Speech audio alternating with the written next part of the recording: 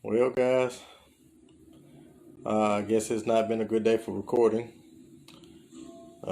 Technical difficulties are arising. We will have those fixed, especially on my end. And so, again, this is your daily dose of encouragement. I'm Phelan Sewell with the Taylorsville Road Church of Christ. We're coming from the book of Deuteronomy, chapter 20, verses 1 through 4.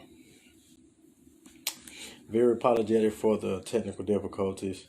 But let us commence and let us get that daily dose of encouragement that we uh, are missing out on the day, so that we can have it and be comforted by it. All right, so Deuteronomy 21 through 4, it says, when you go out to battle against your enemies and see horses and chariots and a people more numerous than you, do not be afraid of them, for the Lord your God is with you, who brought you up from the land of Egypt. So it shall be, when you are on the verge of battle, that the priest shall approach and speak to the people. And he shall say to them, Hear, O Israel, today you are on the verge of battle with your enemies. Do not let your heart faint. Do not be afraid, and do not tremble or be terrified because of them. For the Lord your God is he who goes with you to fight for you against your enemies to save you. Now, as far as the background of this text, you have the Israelites who have been rescued from Egypt. They are now become a people of God after Moses receives the Ten Commandments from God. He has now formed this group of people into his own special nation. And he is now preparing them to go and possess the promised land. And we see in this verse Moses telling the people how to prepare themselves mentally and spiritually for battle against the enemy. He tells them to, one, not be afraid. Two, when you're on the verge of battle, when you're getting ready to battle, you should have a pep talk. A pep talk. The priest shall approach and speak to the people. He shall say to them, Hear, O Israel, today you are on the verge of battle with your enemy. Do not let your heart faint. Do not be afraid, and do not tremble or be terrified because of them. And he tells them why they should not be afraid. He tells them to not be afraid because God is fighting for them. And why should they have faith in that? Because God is the same one who brought them up out of the land of Egypt. The same one who destroyed their enemies in a flood, brought them through the Red Sea and brought them over to safety. This is why they should be able to depend on the fact that God is the one that's going to be fighting for them when they are in battle. Now, a couple of other verses in this passage is what makes it more interesting, because as we go on in verses 5 through 8, the officers will speak to the people, and they're going to ask questions such as, what man is there who has built a new house and has not dedicated it?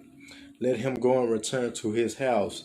Let him, or unless he dies in the battle and another man dedicate it. Then they ask another question, what man is there who has planted a vineyard and has not eaten of it? Let him return to his house unless he dies in battle, or else he dies in battle and he's not able to eat of it. They ask another question, what man is there who is betrothed to a woman and has not married her? Return to your house, lest you die in the battle and another man marry her. So the last question gives the implication. He says, what man is there who is fearful and fainthearted? Let him go and return to his house lest the heart of his brethren faint like his heart. So when we go out to battle, guys, realize for one that we always have an enemy. We're always on the verge of battle. There's always an enemy that is present, that is ready for a fight, and we have to be ready for that fight. We have to be prepared mentally and spiritually, even physically sometimes. But we don't want the physical, right? But if that's the case, we might want to be prepared to that. So prepare for that. So I might have to hit the gym a little bit. But we're talking about more of a mental and a spiritual fight. And so the number one takeaway from this is when you're on the verge of battle, before you even go to battle, if that becomes the case, and when that becomes the case, you need to have a pep talk with God.